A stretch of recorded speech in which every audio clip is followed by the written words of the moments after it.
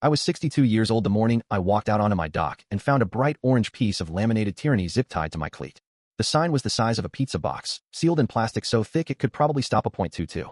In bold black letters, it announced the Pine Hollow Shores Lake Enhancement and Access Program. Annual fee, $250 per household. Wristbands required at all times when interfacing with the aquatic resource. Violations subject to daily fines, liens, and corrective measures as deemed necessary by the Aquatic Compliance Subcommittee. My golden retriever Tucker sniffed the thing like it smelled of squirrel and bad decisions. I just stood there in my robe and slippers, coffee going cold in my hand, and felt something shift inside my chest. Not anger yet. Something colder.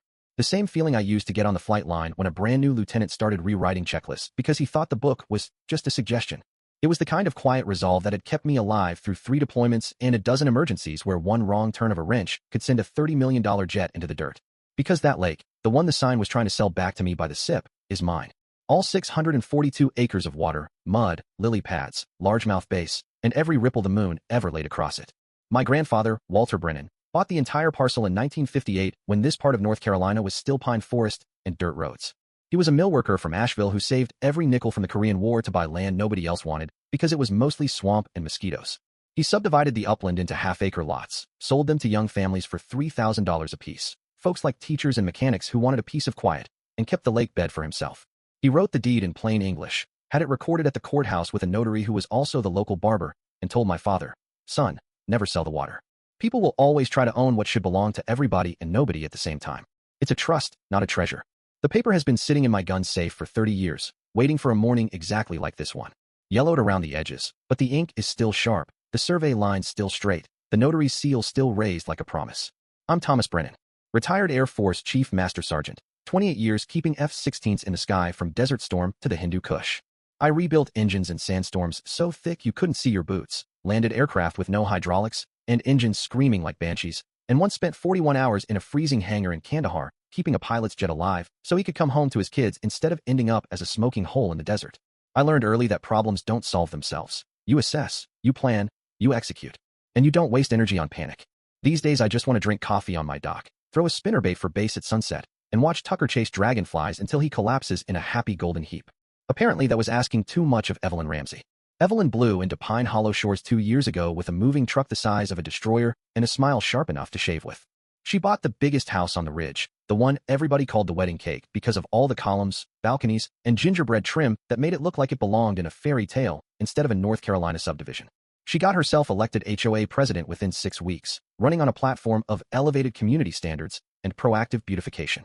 She drives a white Escalade with a vanity plate that reads Blessed One, wears sunglasses indoors when she thinks it makes her look mysterious, and carries a clipboard the way a medieval knight carried a sword, always at the ready, always gleaming. She decided the lake was a shared community asset, and that she was uniquely qualified to monetize inner peace. For a fee, of course. It started with meetings where she talked about synergistic water management, and ended with her trying to turn 600 acres of God's own creation into her personal ATM. She started politely enough. A glossy newsletter announcing the formation of the Lake Enhancement Committee, complete with stock photos of happy families picnicking by water that looked nothing like our muddy-bottomed lake. Then came the wristbands, bright blue with the Pine Hollow Shores logo embossed in silver, mandatory for all aquatic activities including, but not limited to wading, fishing, boating, swimming, and photography of waterfowl. Then came the Lake Patrol, 2 retired mall cops named Gary and Dale, stuffed into navy polo shirts 2 sizes too small, and khaki shorts that rode up in all the wrong places, riding around in a golf cart with a rotating blue light and a decal that read Aquatic Compliance Unit. They looked like they were auditioning for a bad cop show, the kind where the plot twists are telegraphed from the opening credits. They wrote tickets like they were getting paid by the citation. $50 for skipping rocks without a wristband. $75 for a dog swimming off-leash. $100 for a kid on a paddleboard after 6 p.m.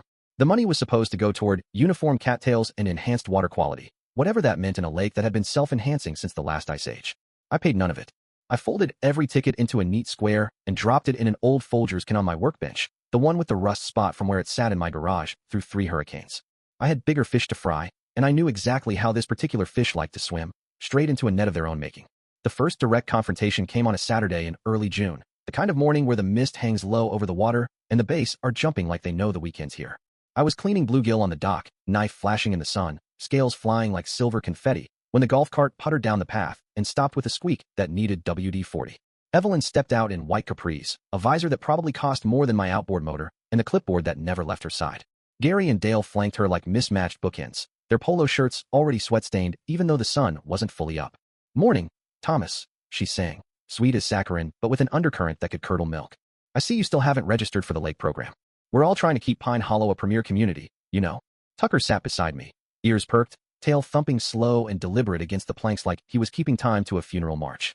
I kept filleting fish, the knife moving steady, precise, the way it did when I was stripping down a turbine in a hangar with sand blowing in from every crack. "Evelyn, the only thing premier around here is the bass fishing, and it was that way long before you showed up with your wristbands and your visions." Her smile didn't waver, but something behind her eyes went flat, like a switch flipping in a dark room. "The fee is mandatory for anyone utilizing the aquatic resource. It's for maintenance, safety, and beautification." I laid the knife down on the cleaning board, wiped my hands on a rag that smelled of fish and motor oil, and looked her dead in the eye, the way I used to look at young airmen who thought rules were optional. "My dock is nailed to my land. The water under it belongs to me. All of it. If you want to charge me for breathing my own air, you're welcome to try. But I'd advise against it." She laughed the way people do when they think paperwork makes them bulletproof, a short bark that echoed across the water and scared a heron off its perch. "The lake has always been common area. It's in the covenants. Everybody knows that." I stood up slow, joints creaking a little from too many years on concrete hangar floors, walked inside to the gun safe in the den, came back with the 1958 deed and the certified county plat map, and handed them over without a word. She glanced at the red outline that covered the entire lake bed, the notary's seal from a man long dead, and the color drained out of her face so fast I thought she might need medical attention or at least a chair. "This is antique," she sputtered, shoving the papers back at me like they were on fire. "It's probably superseded by modern ordinances or community agreements." "Call the sheriff," I said, crossing my arms. "We'll let him read it. He can read, you know."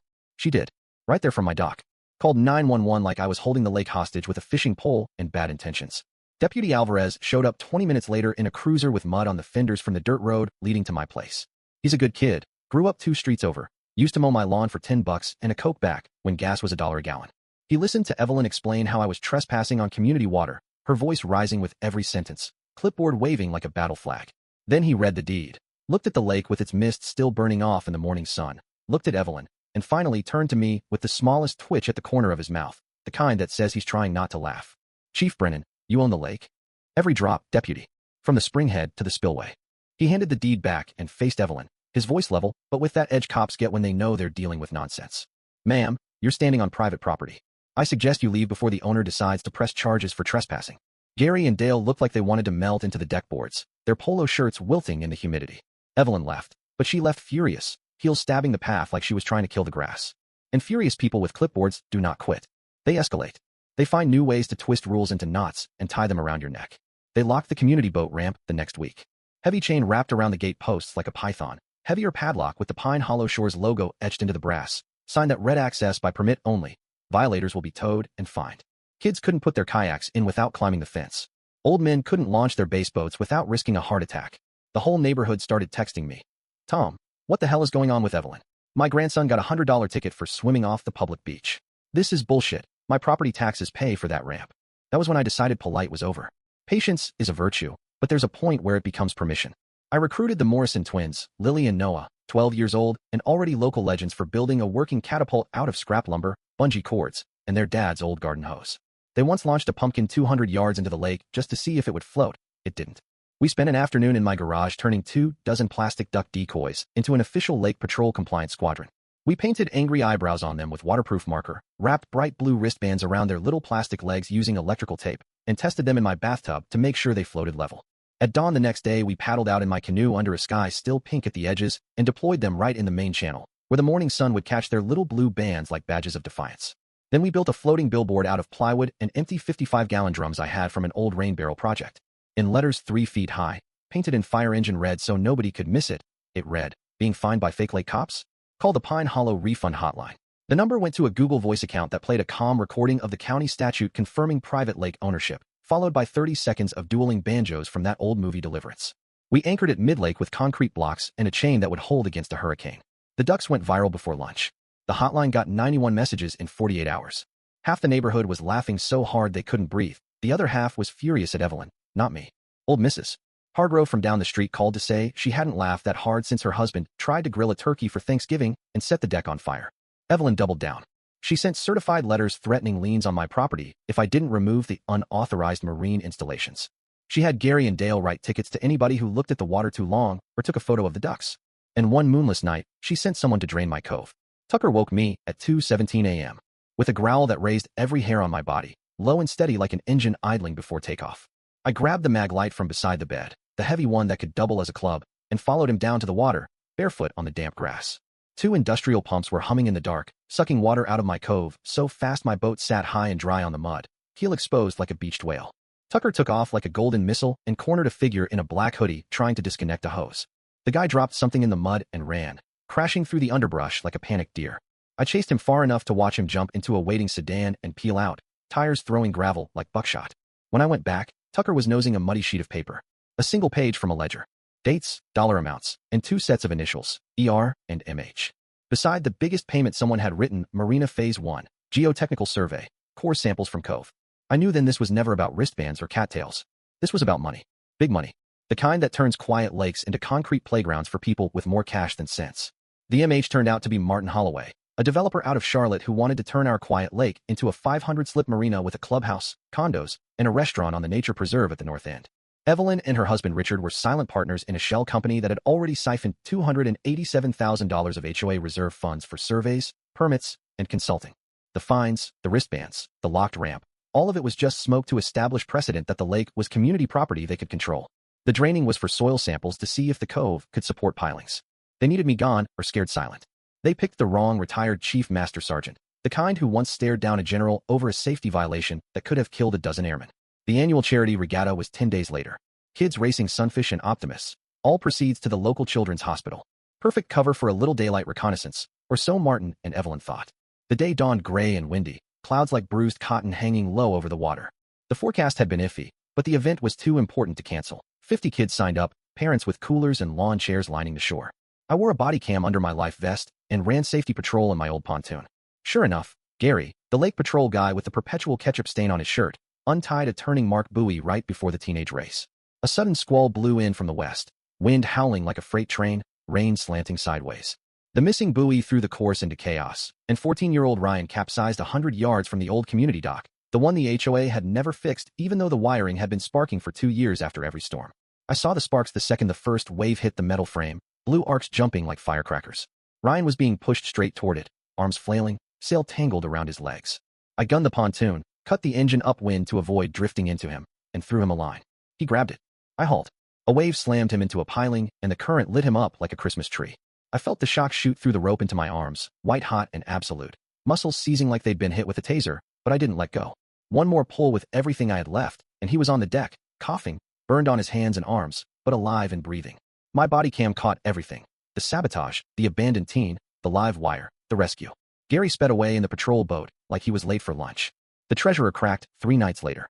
He showed up at my boathouse in a thunderstorm that rattled the windows and made Tucker hide under the workbench.